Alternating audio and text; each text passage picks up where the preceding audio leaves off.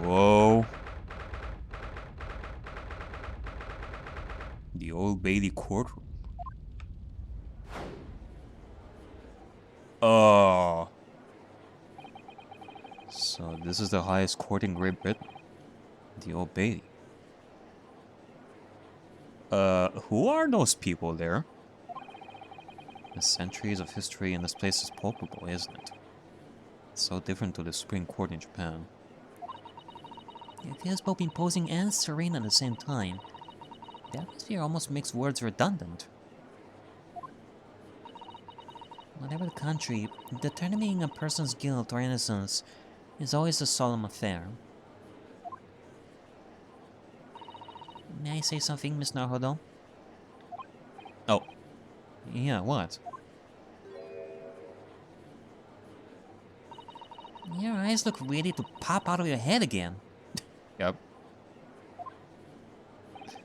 I don't know. I just cannot help it. Yeah!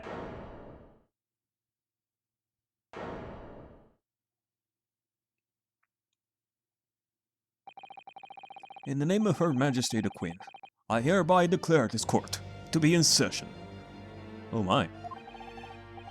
We are here today to determine the guilt or innocence of Mr. Magnus McGilded. I now call upon the counsels for the prosecution and defense to declare their willingness to proceed.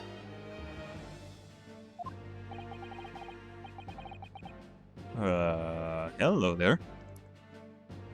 The prosecution is fully prepared. It must be the Reaper or the Bailey. Oh, Christ. I guess instead of a skeleton, we should expect, like, lots of vampire puns in this, aren't we? I mean, he is a baron, after all. He really does look fully prepared to dispatch his next poor victim to the underworld. Counsel for the defense. You appear to be... Esther. Do you speak English? Oh. Yeah, of course. Sorry. But he asked if the defense was ready. And I couldn't be further from ready if I tried.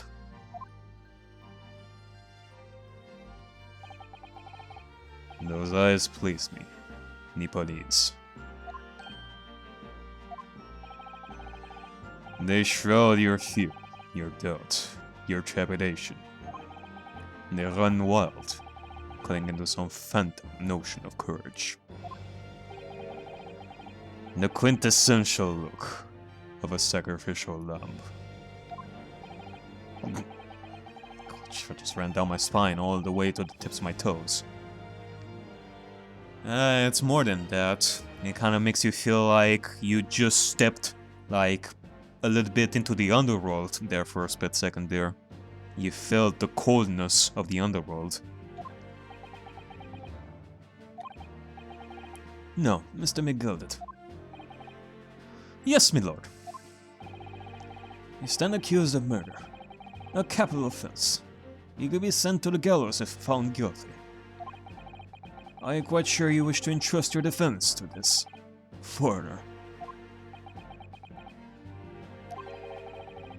As I've always said, my lord, 'tis a grand thing to give opportunities to the young. Even if the fella is a student from some little island off in the Far East. It is not the British way to ignore the dangers to yourself, and give those less fortunate a fair chance. I like to think that acts of chivalry do the great British Empire proud. Listen to Mr. McGilded. What a fine gentleman London has in him. Did you hear that he had donated £5,000 to the government the other day? Money, please maybe we'll go play with Mr. Gilded in the park. It seems as though everyone in the public gallery is firmly behind Mr. McGilded. He seems pretty famous. That's definitely welcome news. He certainly has a way with the words. I'm surprised he couldn't convince anyone to defend him.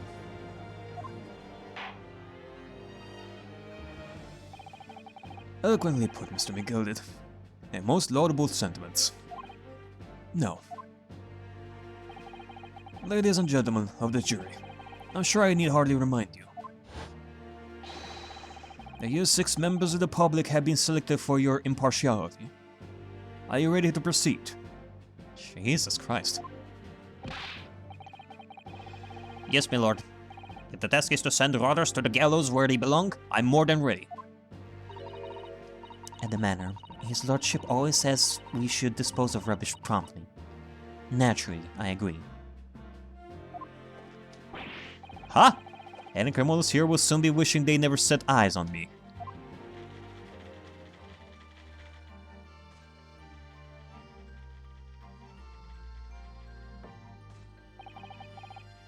I feel a chill. Oh, don't mind me, my dears. I'll just be getting on with my knitting. Must finish these mitts for my grandson. Now, though, those people are... A jury, yeah. That's something we don't have in Japan yet. Oh my goodness. Are we actually gonna have the jury? Like, be involved in this? That's right. I've only ever read about it. But here in Great Britain, the court's final verdict depends on the opinions of these 6 jurors. The final verdict? The judge passes sentence according to the law, but the jurors determine guilt based on common sense. So the defendant is ultimately judged from 2 completely different points of view. Holy crap. But how exactly do jurors give their verdict? That I don't know, but... I'm sure it will become clear as the trial progresses. Okay, well, this is getting, like, exponentially more complicated than I thought it would be. I am surely not used to this sort of stuff. Yes. Like, the last time I remember something like this ever happening was in Danganronpa V3. It wasn't just Monokuma who was the judge, but also his sons and daughters and such. Granted, they didn't do much, to be quite honest. Maybe things are gonna be a little bit different here in this case. Prosecutor van Zieks. My lord. It's been a number of years since we've seen you here in the courtroom. I thought you renounced your fame. I'm known as the Reaper of the Bailey, my lord. Infamy rather than fame, I would say. But yes, 5 years have passed since I last spread my wings in this capacity. So, what brings you back? Is there some change of circumstance of which the court should be aware?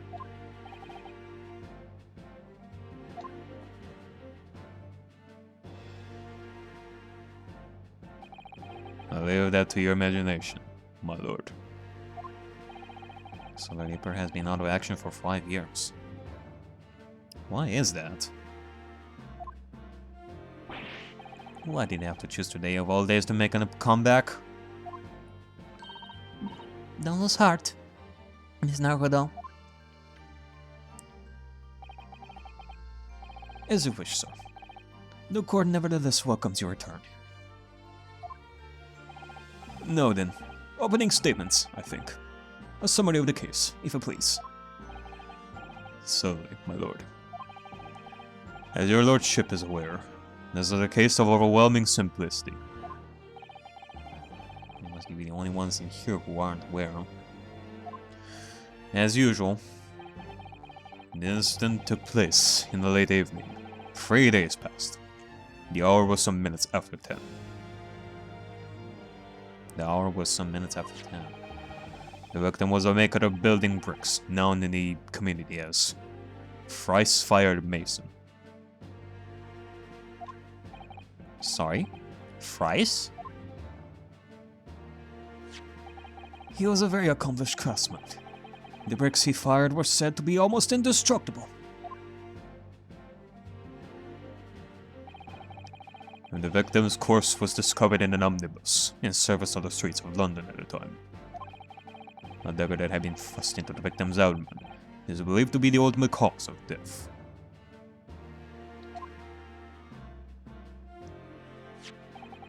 Here is the autopsy report from the investigating medical officer at Scotland Yard. Okay. Thank you, Counsel. I shall accept that and the photograph as evidence. A report prepared by the scholar in the art. It is the cause of death as internal hemorrhaging as a result of a single stab wound to the abdomen. And a photograph. A photograph of the victim taken in the omnibus. The knife in his abdomen is clearly visible. His face is partly obscured from view by an old, crooked hat.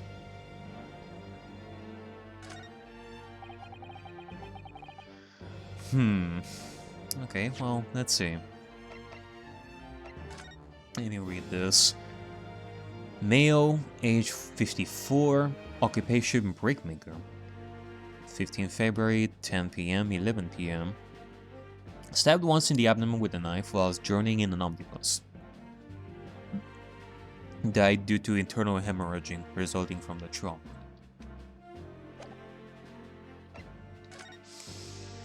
It doesn't really sound... and definitely doesn't sound instant. I guess we shall see.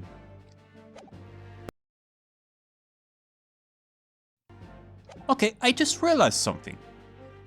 Like this crime scene photograph over here. It is colored. Like at first you don't realize this because your brain is rooted to present day with Nick and Maya and such. Thus, you'd have like colored photographs. But this is early 20th century. I mean, even the last case we had, we only had like black and white photographs. But no, here in Great Britain, it is assumed that they are so technologically advanced that they managed to do like multicolored photographs. Wow, that's actually pretty impressive. The prosecution wishes to submit these as well. And these are... Oh, good lord! Is that blood, Counsel? Yes, my lord. Seized by a policeman who arrived at the scene.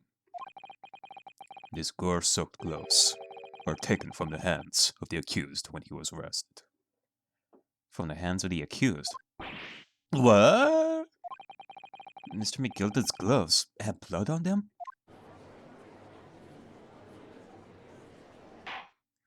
Well, you don't know that.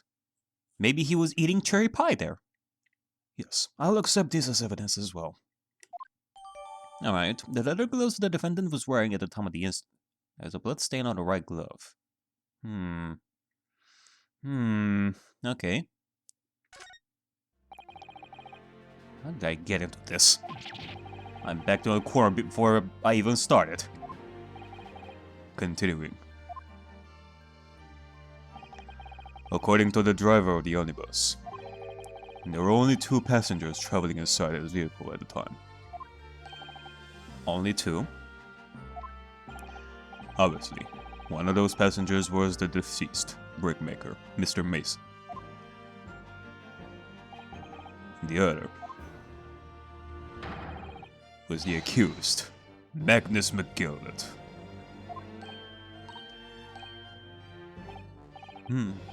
Well, rather damning circumstances, to say the least.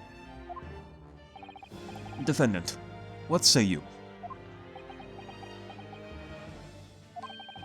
Well, of course, I have no recollection of such a thing. Mr. McGilded.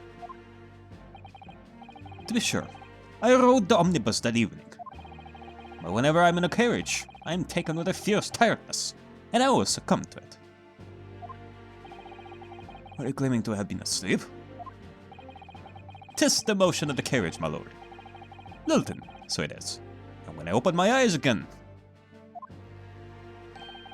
'twas a desperate sight before me. The body of a man I'd never laid eyes on before in my life. Now I ask you, what good-hearted soul wouldn't rush to help a fella bleeding from his stomach? I was about to start worrying about me gloves now, was I? I reached out to give them in the hand. Okay, so the blood got onto the gloves then, after the man had been killed. Unfortunately, that statement of the driver's is only the beginning. Oh boy. only the beginning of our damnation. That's not all of it?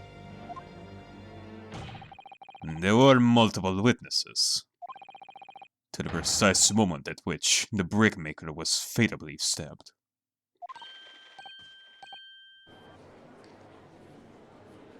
And I assume that 3 of those are the jurors. Pretty interesting. I guess it kind of makes me question, like, how the juror system here works, in the sense that, okay, I assume that some of them can be witnesses. Or actually, do all the jurors need to be witnesses to this case? Or it can be just random people? Well, I guess so. Order! Order! Order! When a killing took place, only the victim and the accused were inside the carriage, and they were witnesses to the crime. This is not just a case of compelling evidence. It's the nail in the coffin for the accused. Is that so? Only the victim and accused were inside the carriage, and there were witnesses to crime, I assume, like outside when the carriage stopped.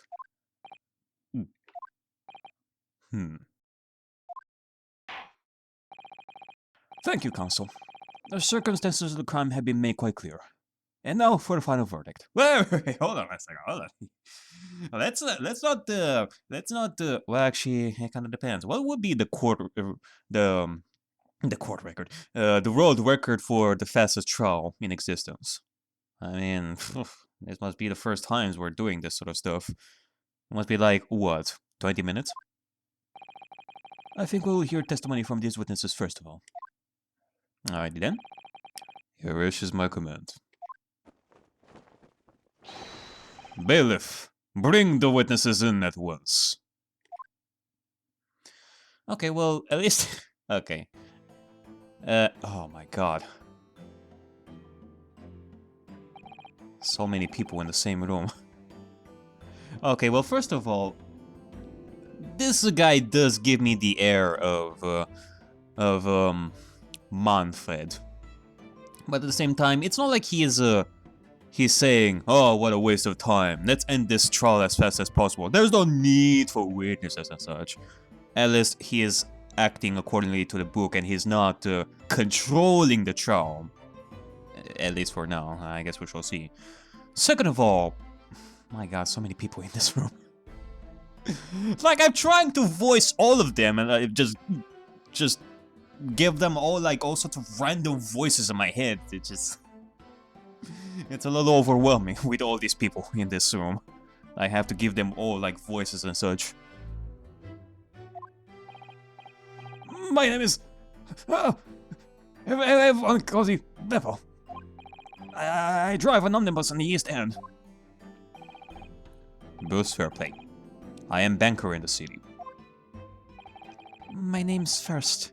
Lady First. I am a make hats for gents. Ladies first? Okay. Let's begin by confirming the facts. 3 days ago, at a short time after 10 o'clock in the evening, all of you present in a stand were in an omnibus and witness to the aforementioned incident.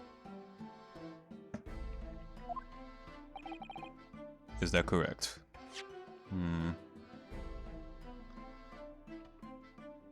Those present in the stand were in an omnibus and witness to the aforementioned incident. Is that so? Yes, sir. Quite right. Yes, sir. That's right, sir. Very well, then. Let's proceed to your formal testimonies, please. Each of you will tell the court precisely what you saw. Alrighty, then. Let's see. Witness testimony. What the witnesses saw. It was the last bus of the evening, so I had a few customers. I remember it well. The victim and the man accused of killing were sat next to each other inside the bus. And then out of the blue, the accused just reached over and plunged a knife right into his guts.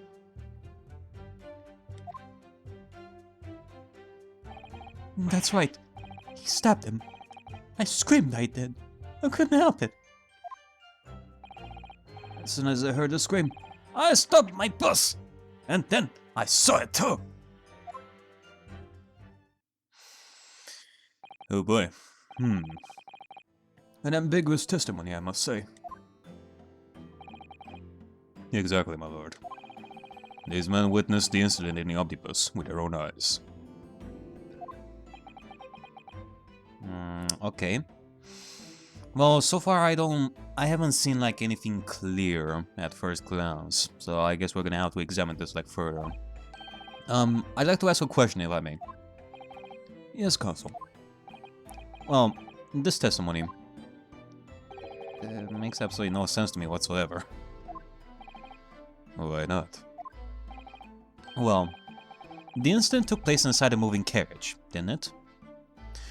I guess Ryunosuke is confused about how these witnesses saw the crime happen. If we're talking about a moving carriage, well, either these witnesses were really fast to see the kill happen while the carriage was moving, or it wasn't a carriage. It wasn't moving like at all. It was standing in one place. Or there is another option, but we're talking about accomplices right over here. But I guess we shall see. As has been clearly stated from the outset, yes. Well, in that case, how could those two witnesses possibly have seen what happened? Yeah, indeed. That is a good questioning there, Ryunosuke, and that's a good start. And that's a good slam on the desk. Yeah, definitely studied it really hard. You probably banged on that desk like that desk inside your first cabin like so hard, like every single day. You probably barely even survived. There's no way they could have seen the inside of the moving carriage.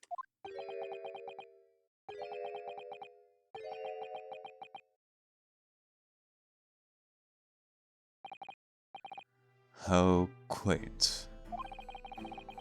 I'd read the civilization in the Eastern Island nations was a good century behind our own. But you're here in London yourself. Are you really so ignorant about our omnibuses? Tell me, my Nipponese friend, have you even traveled in an omnibus? Well, no? Only arrived in London this morning, you know. No matter. I've arranged for us all to see for ourselves. The actual scene of the crime, that is. Eh? What? What do you mean? The actual scene? Oh, you mean you... Jesus, you also have like recording devices? Are we gonna be able to watch videos too? Multicolor too? A carriage is designed to be moved, after all. Presumably you understand that much. Yes, Mr. Know-it-all. The omnibus in which this bloody crime took place is here today, in this very building. Oh, you're actually gonna move the omnibus like right over here, in front of us? Man, are we gonna have enough space for that? Like, as in, will it be able to go through the door? Here? What? The entire carriage? Bailiff. Bring forth the stricken omnibus.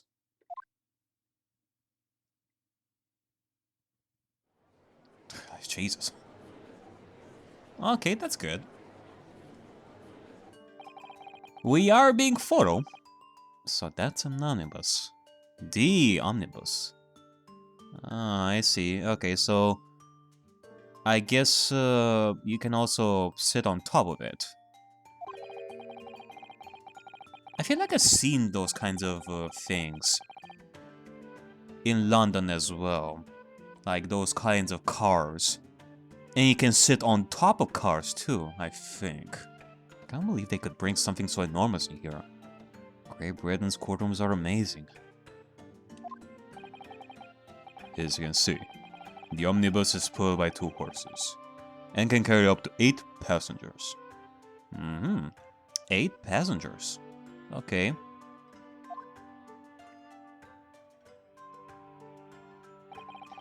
Four passengers seated inside in the enclosed cabin.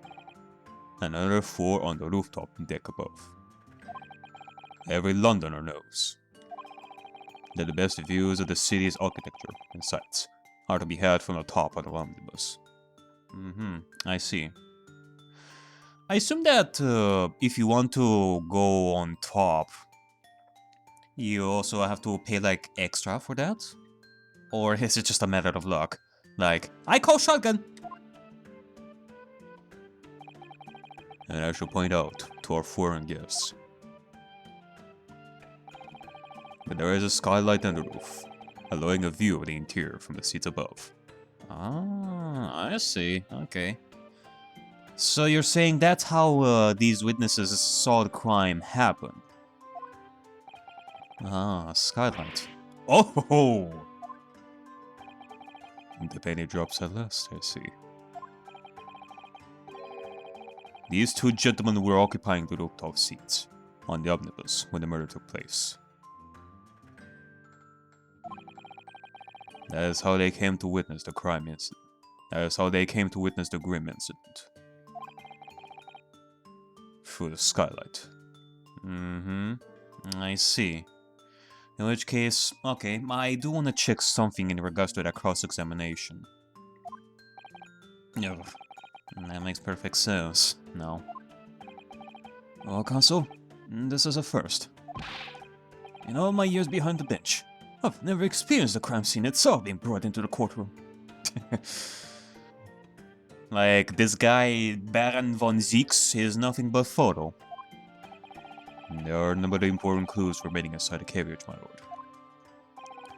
I would like to submit the omnibus itself as evidence.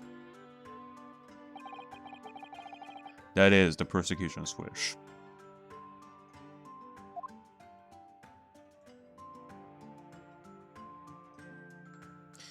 Okay, well, so far I'm liking this guy. In the sense that he's not being an asshole about it. At least. Yeah, at first glance, that is. I don't know if he's actually being an asshole to us, like solely, that I didn't catch up. But nonetheless, it is nice that he's helping us foreigners with understanding how this stuff happened. Well, I see no reason why not. The omnibus is hereby formally accepted as evidence. Alright. 8-seater omnibus that was the scene of the crime. There were passengers both inside the carriage and on the roof deck that night. Okay. I don't believe it. The entire crime scene entered as evidence? Yes. Great Britain is simply extraordinary. I can help myself a lot by giving that omnibus a thorough examination, seeing as it's here. Can we actually do that? Like, in the middle of our trial over here? Let us continue with proceedings then. Your cross-examination, Counsel. Pray don't expect this Nepalese stray to understand the intricacies of a British court's cross-examination rights.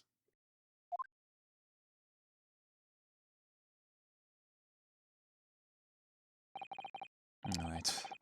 My first cross-examination in a British court. Focus, Ryonosuke. Focus! Alrighty then, man. This is your first cross-examination. In Great Britain! You have to prove yourself here.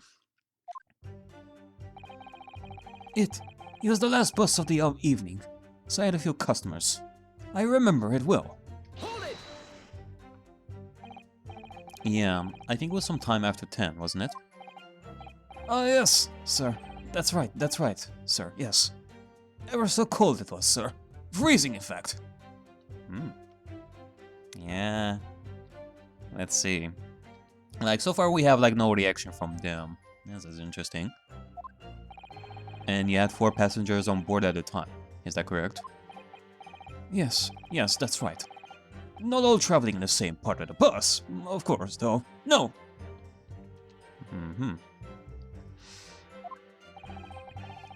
And there were no other passengers when the incident took place. No one alighted, for example. You're quite right, that, sir. No other passengers like that, no. Not at all. Okay, I feel like this is actually gonna be a little bit weird, though. Like, every single time I hear a line of dialogue from, like, a witness, I have to keep checking, like, everyone. In that, like, I keep moving my camera around. I guess we're gonna be getting used to that.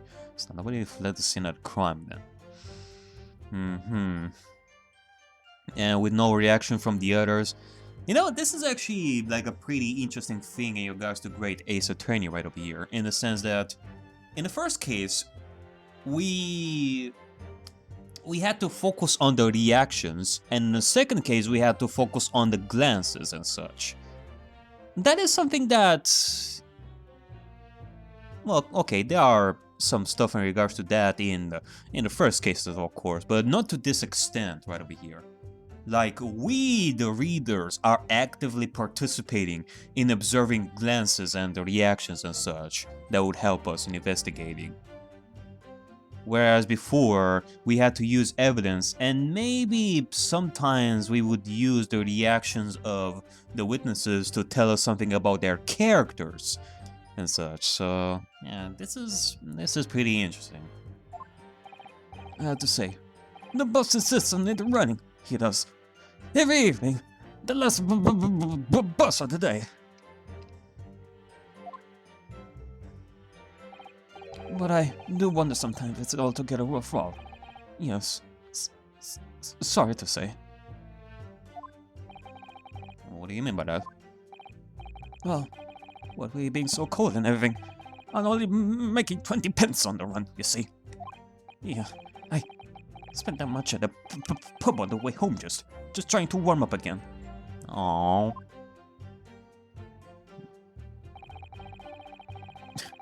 I didn't check the other witnesses on that. Maybe I was gonna get like a reaction from the others, telling us that they know what he feels like. To go home and pay all that money that you earned that day, and then you get like no profit. The victim and the man accused of killing him are sat next to each other inside the bus. Hold it! Fair play. Why is this guy keep looking on the right though? He keeps looking at the omnibus guy, and you saw them through the skylight and the roof of the carriage? That's right. When you sit up on the top deck, the window's right there at your feet.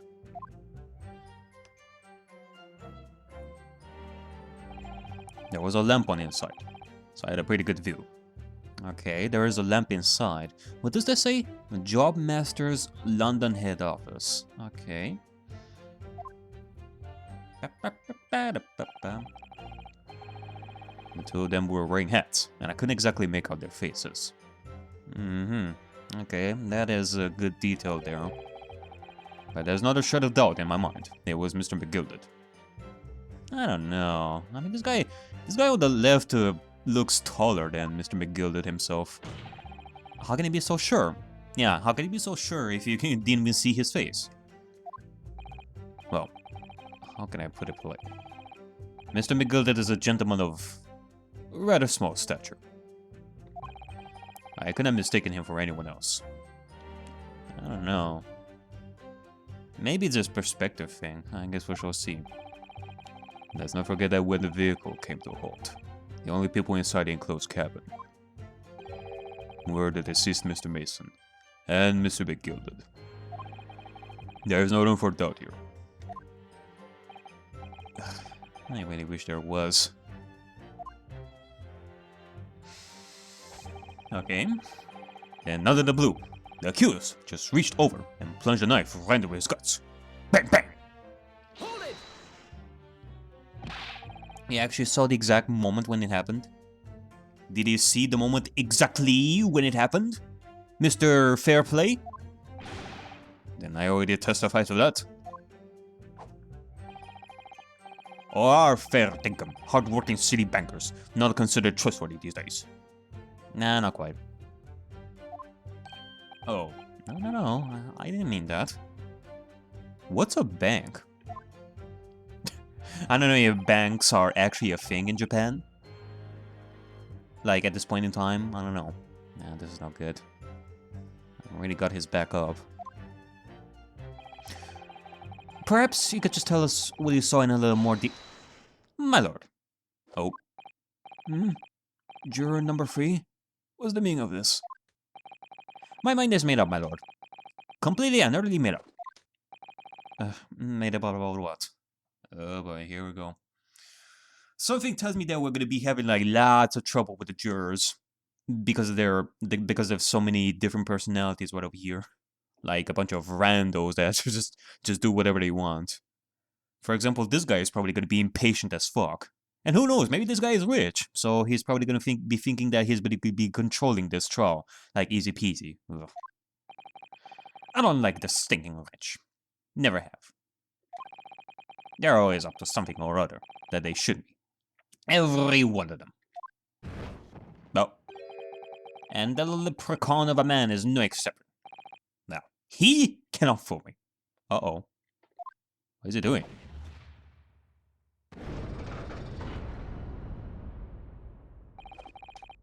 Did he just create a fireball and throw that, like, on the scale? There's no point wasting time listening to any more of this. That's my opinion on the matter anyway. That is precisely what I was about to say. As a foreman of the jury, it's my duty to set a good example to my fellow jurors. Oh.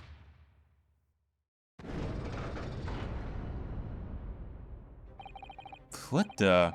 So what the fuck is happening here? Are we creating like a satanic ritual over here while we're doing this? Let me see. Yeah, it says that's how the members of the jury give their verdicts. With fire? They are firebenders? Apparently, yes. White for innocent, and black for guilty. As the 6 members of the jury make up their minds about the case, one by one, they each cast a ball of fire into the great scales of justice, as we saw a moment ago. Hold on. Is this actually something permanent? Can they actually take the fire back? Because if not, then we already have like 2 on the guilty scale, I assume that. Yeah, we're going with the guilty scale over here. They already casted like 2 fires on the guilty side. And I assume that we're gonna be going by majority vote over here. Basically, if we have like 4 guilties and 2 innocent, then he's gonna be declared guilty or something. In which case, we are like halfway there to having this case be a lost case for our leprechaun friend. So if those enormous scales fall completely to the black side, does that mean...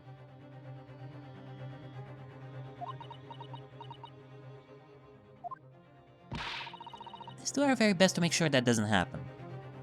Or do all of them need to be set as guilty in order for the leprechaun to be considered guilty and such?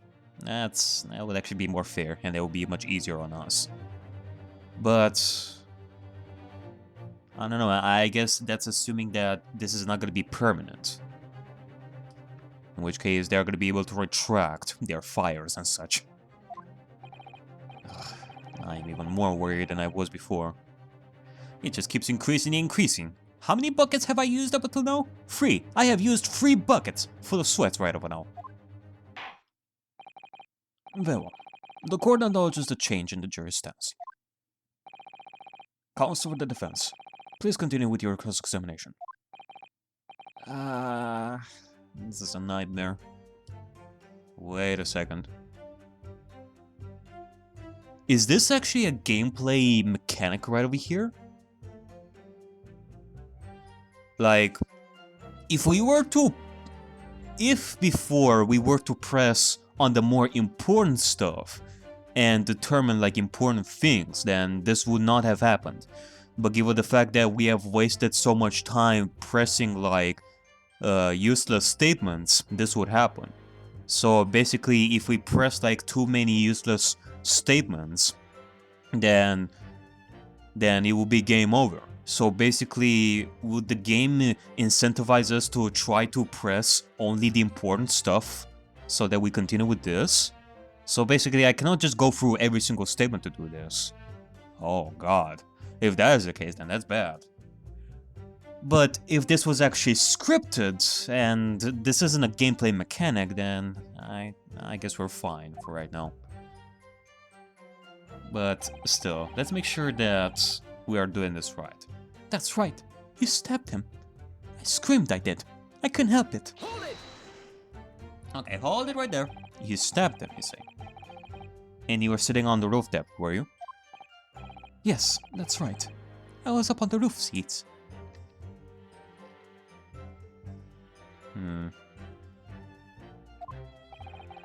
I remember seeing the little gent sitting next to the fellow that was stabbed.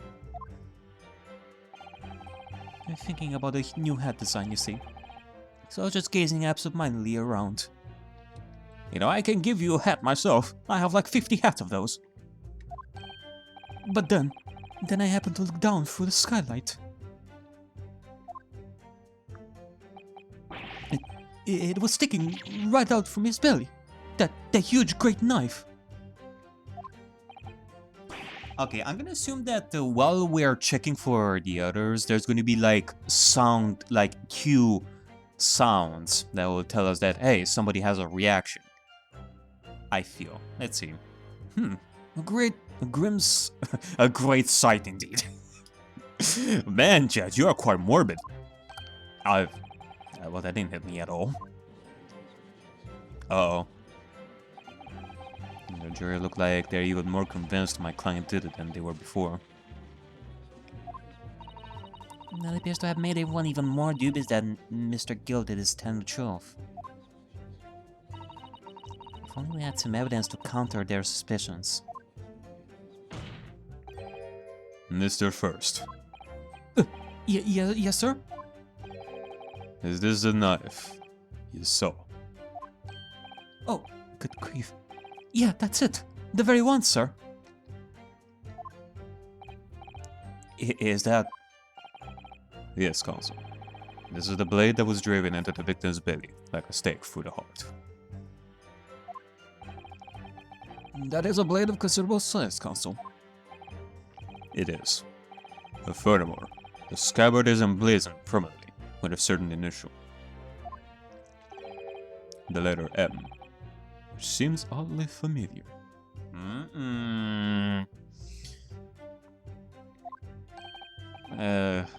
Please no. What you thinking, Nanosuke? Is it that you actually have like a middle name that has the letter M in it? Are you Ryonosuke M Naruhodo? Ryonosuke Muriel Naruhodo? For Magnus, perhaps? Or Miguelda, possibly? Take your pick. It seems this particular big name in London made a magnificent mistake. Objection! Oh. It's back to the slaps. Like the weak slaps. Happy slaps! But there are M's everywhere. Oh, yeah, I do have to question the names of the witnesses right over here. Like, if they have, like, any M's. Like yeah, like in Mason. Objection! This blade is far too extravagant for a poor brickmaker to have owned. No, this weapon of murder almost certainly belongs to the accused. No, even if the brickmaker was not rich or something like that, they could have just gotten the knife from somebody, maybe. Maybe it is a family heirloom, maybe. From their father, or their mother, or grandpa, somebody who was rich before.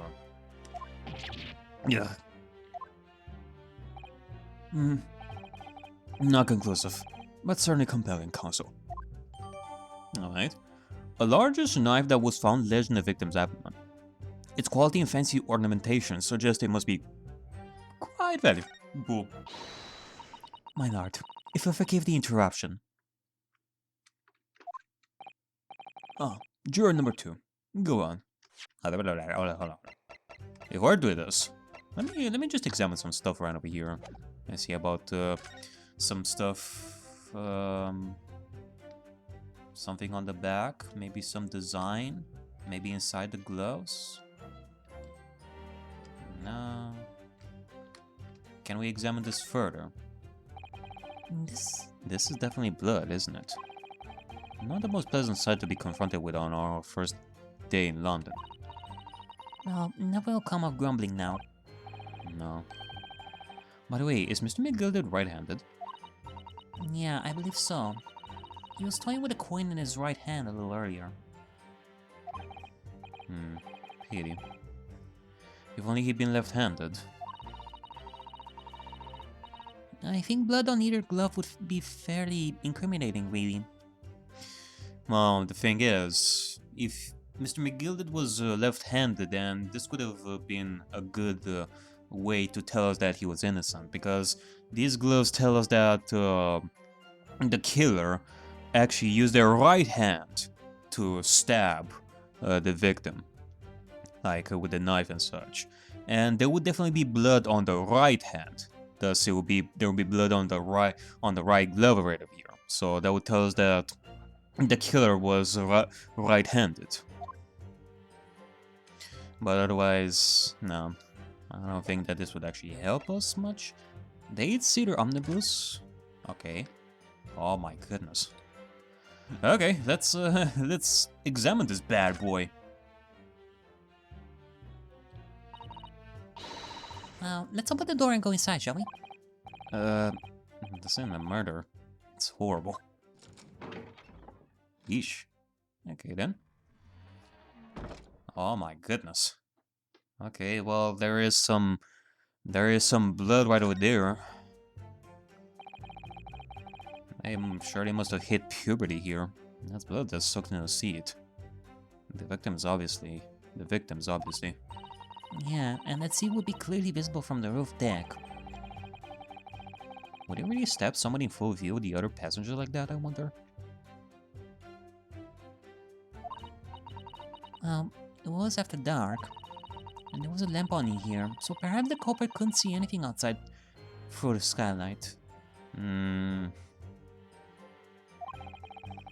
Whichever way you look at it, it doesn't seem like it was a planned attack. Like, anything under? What's this? Ah, that's a poster for the Great Exhibition that's due to start 6 months from now. 6 months? There's a lot of focus being drawn to the Crystal Tower, the centerpiece of the whole exhibition. Ooh, the Crystal Tower! It's under construction already, I believe. People all over London must be fizzing with excitement at the prospect of such a grand event. Such grandness. Okay, the lamp, that doesn't tell us much. The skylight. It's quite a large skylight, isn't it? Yeah, quite large enough to afford a good view into the cabin from the roof deck. Can you actually open this? And there doesn't appear to be a handle or catch of any description. So I suppose it cannot be opened from inside the cabin at least. Okay, so it cannot be opened from inside the cabin. I would like to check and see... Oh, hold on a second. This right over here has a handle. Can this be opened? This seat has a handle, it seems. Okay. Well, there's definitely stuff that you can put inside over here, that you can hide some stuff around here. This looks like all sorts of equipment that might be needed to keep the omnibus running. Equipment needed to keep the omnibus running. Yeah. Feeding tubs, tools to repair wheels, blankets, horseshoeing tools. Okay, your feeding tubs, tools to repair wheels, blankets, horseshoeing tools. So it's a storage compartment for the coachman to keep its things, it seems. Yeah, we also have to take into account that. There doesn't seem to be any space for passengers to store their luggage, that's for sure. Well, I don't imagine it would be very convenient for that purpose anyway. Okay, so not convenient for passenger stuff at all. Actually, hold on, let me go back over here.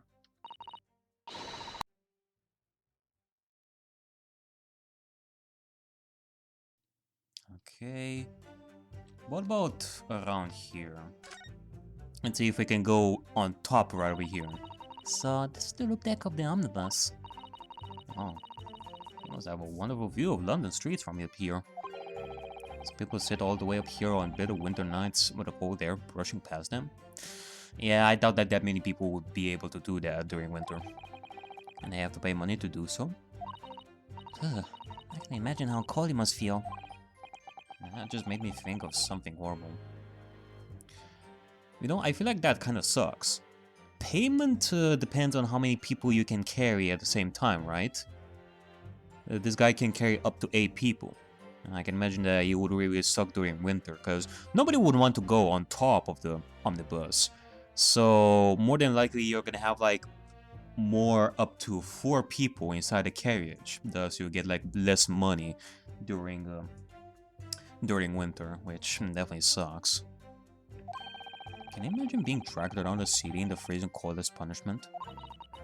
Perhaps that is the real price you pay to stay out late. Okay. Okay, so that is where our lovable guy was standing. Can we check this? Yeah, it feels like there is a handle there. We can certainly see inside the carriage through this opening, that's for sure. Yeah, and there's a lamp in the enclosed cabin. So I'm sure the witnesses could have been able to see quite clearly. Yeah, that's not good for us. Hold on, can we check this a little bit more? So this is the loop deck of the omnibus.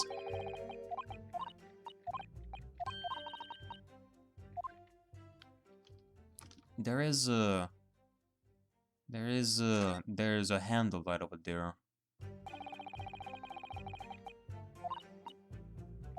Like, I don't know if we can make Rionosuke notice that, because that might end up being like a very important clue right over there. Please? No? Like, that seems like a very important clue.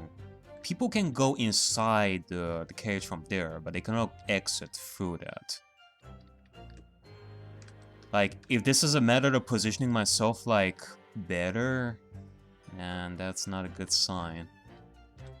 Okay, I'm just gonna check this, like, one more time, and then afterwards we're gonna be going through this. I hope that's, I think that's gonna be important. I just hope that we're not gonna fuck ourselves out of here if we didn't examine that. Okay, what about this? M. Or it could be W. That part is the sheet, isn't it? Are you alright, Mr. Naruto? Oh, sorry. Yeah. I just don't really like blades. Oh. Those don't seem like the words of a man with a large katana slung from his waist. Oh, that's not a blade. That's Kazuma's soul. Big difference.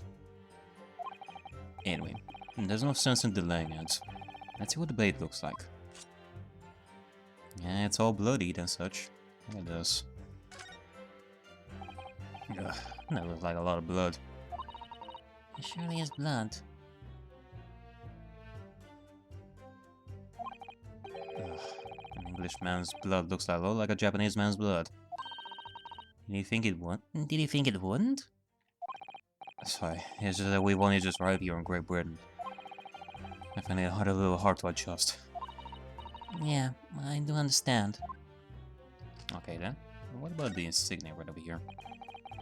An ornate letter M. Undeniably Mr. Magnus McGilded's initial. And it's beautifully gilded too. It must be very valuable, I should think. Ah, What is it? look at this M. If you turn it upside down, it becomes a W. This could change everything. Yeah, that is one thing to take into consideration. A W? Yeah, this is one of those, you know, turnabout cases. I'm sure of it. I'm afraid I don't know at all. But I am sure of is that this is an M. Oh, that idea was quickly squashed. Yeah, hold on. Let's not throw that idea out the window. Let's make a note of that in our memory banks and such. Anything else? No, I think that is gonna be pretty much it. Okay, let's continue. Mr. McGilded is a pillar of society and a gentleman, and a gentleman's word should be sacrosanct. However, those of us in service know we must accept hard choice. Wait, what are you about? Dispose of the rubbish! Jesus.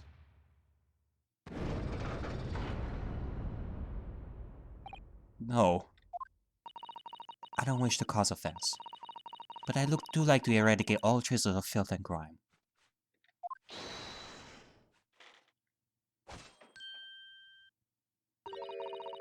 I have painstakingly typed every word uttered here today, and cross-referenced all the facts. As such, I am now in a position to draw the only logical conclusion.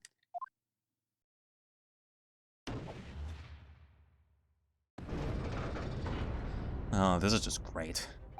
Not again. That's 4 out of 6 jury members who have proposed a guilty verdict. There are only 2 left. We've had it. Every time I press these witnesses for more information, I just make the situation worse.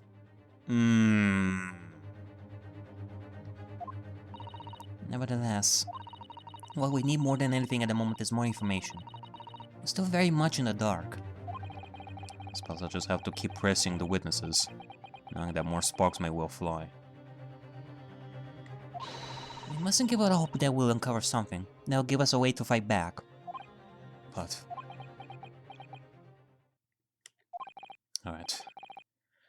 I'll keep trying. Yeah, let's go, real nice game. We do have one more statement that we can press. I cannot give up. I just need to keep calm and listen to the witness's statements again.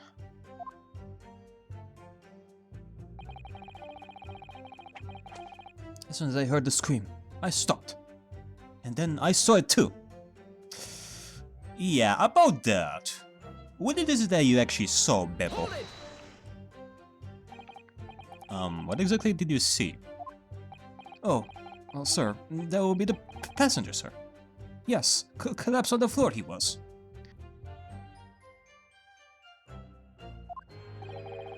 And by the passenger, obviously you're referring to the victim, Mr. Mason, the brickmaker. And the other passenger had that knife in his hand, like this. Okay.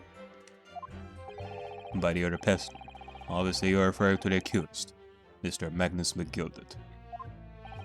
And he plunged it down like this, stabbing the other passenger in the belly. What?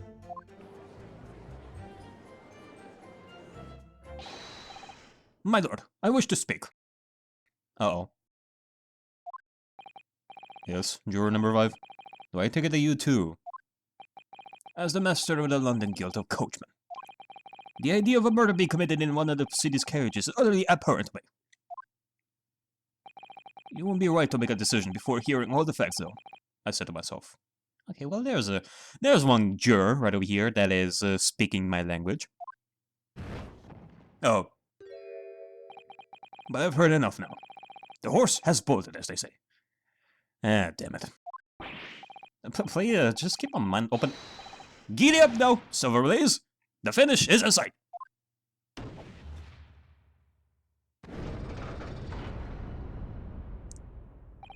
Beppo is a long-standing member of the guild, and I trust what the man says. Oh, thank you, sir. You're too kind, sir. This is too unkind, sir. Which now means that 5 jurors agree to condemn this man.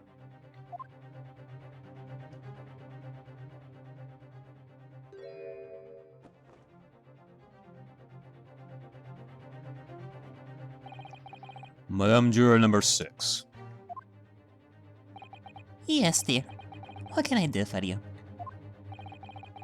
You have heard the testimonies of these witnesses in the stand. Yes, I certainly have. Still got my hearing, you know. Then, pray tell, why are you yet to pronounce your learning? Well, dear, The thing is, I'm a creature of habit, me. I always go to the park at around this time of day, and sit on a nice bench and get on with my knitting. There's a lovely little park just near where I live. McGilded Park, it's called. The gentleman donated it to the city, you know. To put a smile on Londoners' faces, he said. I cannot imagine such a fine young gentleman will have it in him to take another man's life. He's always doing wonderful things for the city. That's right! A man like that wouldn't stab someone, surely. Mother, may we go to the McGilded Public Library later and borrow some more books? How many Londoners live with their heads in the clouds? Do you people not know what kind of a man Magnus McGilded really is? Oh. What kind of a man he is? The philanthropist, Magnus McGilded, has enough wealth to purchase the entire city he claims to value so highly. But where did all that wealth come from? Your client is a Shylock, sir, and one with the very darkest of souls. What? Stone the crows! McGilded lends money at extortionate rates of interest, so his victims have no hope of repaying. When they default, he takes possession of everything they own. He's a vulture that preys on the weak. Liking the songwriter here. I never heard any mention of that before. Your faculties haven't deserted you, I'm sure, madame. So has this thought not crossed your mind? When a man wealthy enough to buy London in its entirety, not have a carriage of his own?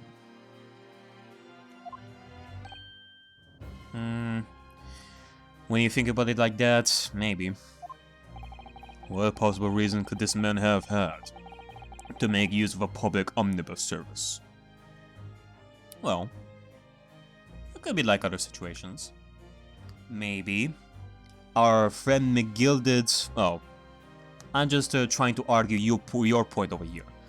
It could be possible for McGilded to have met like a friend, for example, and McGilded's carriage was not there, but his friend would have called like a carriage that was like really close, and they had to hurry to a certain place. So McGilded would go with that friend to that specific place where that friend wants to be. So yeah, even if McGilded may have had his own carriage, it doesn't necessarily mean that it's impossible for him to use a carriage if he was with somebody. So there's that.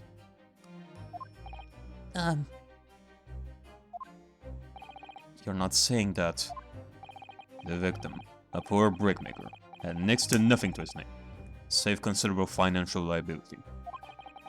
It will come as no surprise that his creditor was the accused, Magnus McGilded. But let it also be known that the very day Mr. Mason was killed was the final repayment date for his debts. Good gracious! The brickmaker was destitute. He had lost his house. He had not a shilling with which to repay his debts. And in the end, this pitiful soul had the very last thing he owned taken from him: his life. By the merciless philanthropist pretender, Magnus McGilded. I don't believe it. If I might add something briefly. Sato. You claimed that the victim had been lent money by Mr. McGilded. But where's the evidence to support your claim?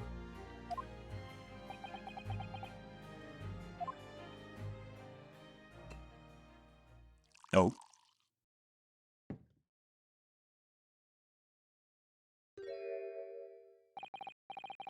Pray forgive the discourtesy of filling my hallowed chalice in a court of law. There it is! Lord van Zieks' hallowed chalice! Like, how can this be considered acceptable? This is an outrage! How could they possibly accept such a thing? Like, it's no different than a prosecutor filling up his coffee and such, like drinking coffee while we're doing this. Or people using their whips to attack, like, defense attorneys and judges. Actually, why is this unacceptable? I find myself in an unexpectedly good humor. I had heard ladies from the Far East could show great courage, but I didn't expect to experience it myself. As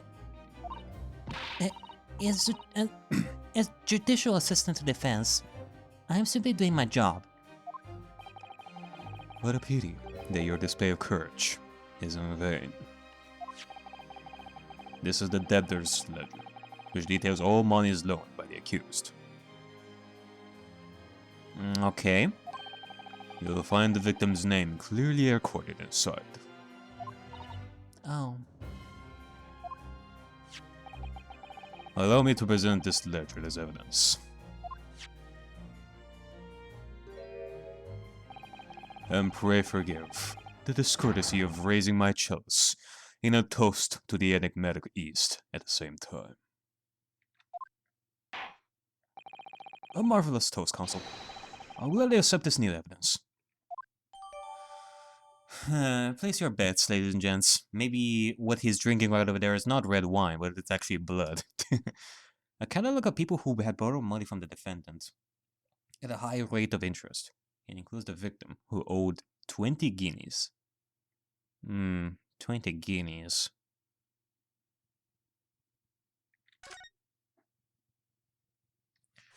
Well, it can very well be possible. From what I have understood right over here, our victim was poor. Like, 1,000 guineas is enough to buy like a mansion yourself, and 1 guineas was enough to make the omnibus rider like go at full speed ahead. Now, granted, he is also poor as well, but I do have to wonder how much 20 guineas is actually. This portfolio must contain all sorts of secrets of London's gentry. Oh dear. Do you really think we all look inside? Well, it doesn't that we know any of London's gentry personally, is it? And we are kind of in a rush to find some evidence, you know. Apart from our great detective friend, perhaps. Actually, I wonder. I assure you, we'll not find Mr. Sholmes' name inside. Well, let's see what we find. Something tells me that Sholmes would actually have like lots of money, but he would not pay just for shits and giggles. Gosh, it's crammed full of gentlemen's names, isn't it? Oh, I suppose they're probably not all gentlemen at all, are they? After all, not everyone in this country is well off. Ah, goodness! What is it? Look at this! Do you see the name here? Bruce Fairplay. Okay. Should that mean something to me? It does sound strangely familiar, actually. It does tell you that maybe we're talking about some kind of rivalry. No, well, not rivalry, but at the very least, McGilded was, like, Mr. Fairplay right over here was not very fond of McGilded either. Bruce Fairplay, the witness testifying at this very moment. Of course. The banker. Why is his name in here? Oh, he borrowed 20 guineas, did he? 20 guineas specifically? And look, the repayment date is fast approaching. It's possible that this is just a coincidence, of course, but this will very well be useful information. Okay. This is actually pretty interesting. Okay. So Zieks is telling us that the victim had to pay like 20 guineas. But not quite. Well, actually, it could be possible, but there's also somebody else who has to pay like 20 guineas and such.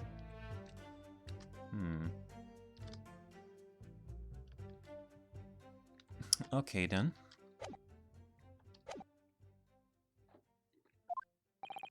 The accused made quite certain he had ample recompense. Well, you'd seem I've had the wool pulled out of my eyes. Uh-oh. Regularly, madam. That is the modus operandi of the accused. He has such a pretty little part, too. What a scoundrel! Uh-oh. Still, maybe it's all for the best. Wait a minute. Let's think about this a little bit. I don't stand for nonsense.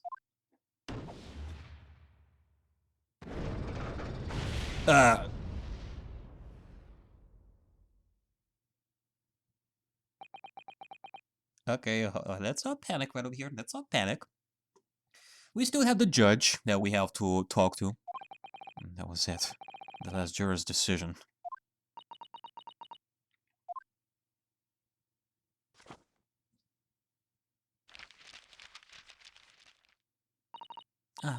According to the Encyclopedia of British Law, and all members of the jury have concluded that the defendant is guilty. Court proceedings are suspended, and the proceeding judge will deliver the final verdict and sentence. That's what it says here.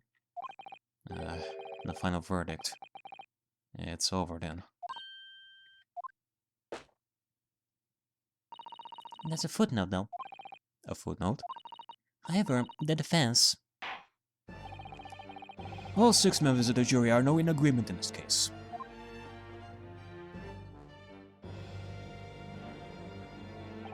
Allow me to convey my respect for your swift and righteous decision. According to the laws of this country, I will now conclude the trial by delivering my final verdict. I trust there are no objections. Ryanosuke? Sato, just tell me one thing. Oh, yes? You were in the middle of saying something before. The footnote in your Encyclopedia of British Law. However, the defense... What did it say next? Oh, yeah, of course. One moment. You better do it fast, Sato. When all members of the jury have concluded that the defendant is guilty, court proceedings are suspended, and the presiding judge will deliver the final verdict and sentence. Then the footnote says, however, the defense has the right to demand the summation examination of the jurors at this point. Ah, summation examination.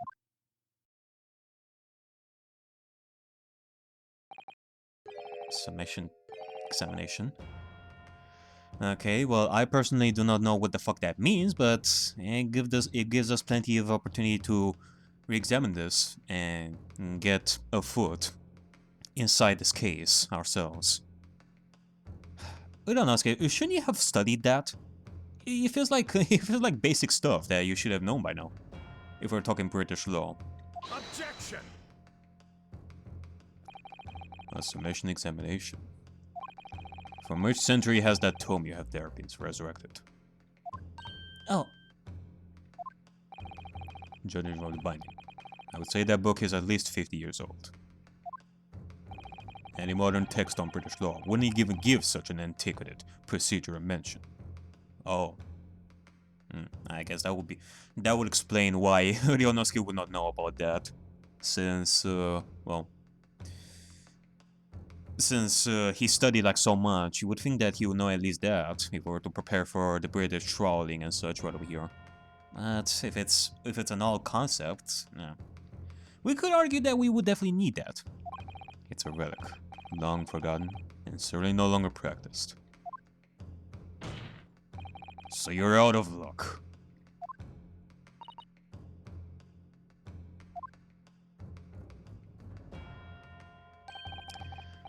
What even is it, Miss Sato? This so-called summation examination. oh, one moment. I'll read about it. You demand the right to a procedure before you even understand what it entails. Typical Nepalese. Okay, I think I'm changing my mind like really fast. You are slowly becoming even more and more of an asshole. I guess it is to be expected. Alright, Miss Naruto. I think I understand. It says that under this procedure, you'll be able to appeal to the members of the jury. Okay, to do what exactly? Appeal to them to change their leaning and reverse their decisions. And it says here that, if successful, the proceedings of the trial must be resumed. Make them reverse their decisions. Okay. We have to figure out how. I do have something in mind when it comes to Beppo, like right over there. Something that he said that doesn't sit well with me. But let's see if there's another solution to this in regards to the jurors. Yes, in times gone by, barristers would use a summation examination to attempt to influence the jury's decision. But that procedure became something of a formality with no practical benefit, really. So it rather fell out of use. I wonder why. Because it was devoid of purpose.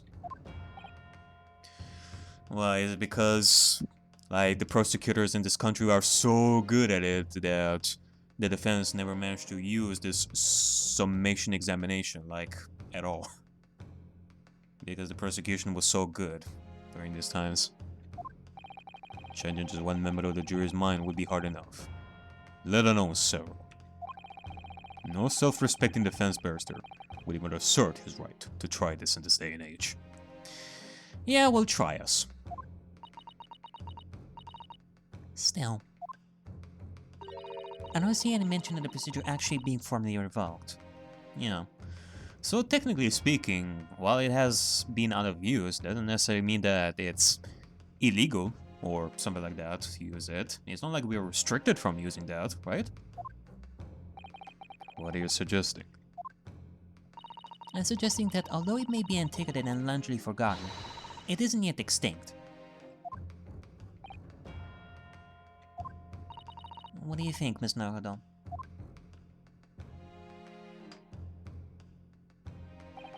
A summation examination.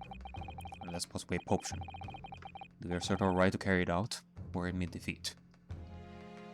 We assert our right? We're gonna be fighting all the way. The defense wishes to assert its right to a summation examination, my lord. Objection! London is the capital city of the most powerful nation on earth. We have a duty to the world to exemplify the very highest standards of judicial procedure. Summation examinations are an embarrassment that should remain buried. Objection! Yeah, right. But if it's alright, it's alright. I believe it could prove vital in this trial. The defense's petition is perfectly valid. The court will proceed with the summation examination. Okay, nice. So what does this entail, Susato? This is madness. Foreman, are you and the remainder of the jury ready? Well, I'm not very... There was no mention of this in the letter I received, you see, so... All members of the jury will be asked to explain on what grounds they have reached their decision. On what grounds?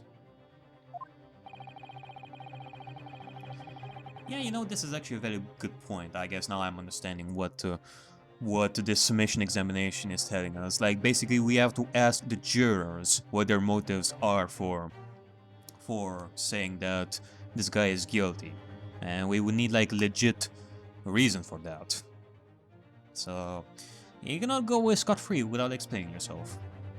You must all justify your decisions, explain why you believe the defendant to be guilty. Well, my lord, you're already putting us on the spot. This is most irregular. No mention was made of this before. I don't really hold with all this justifying lark.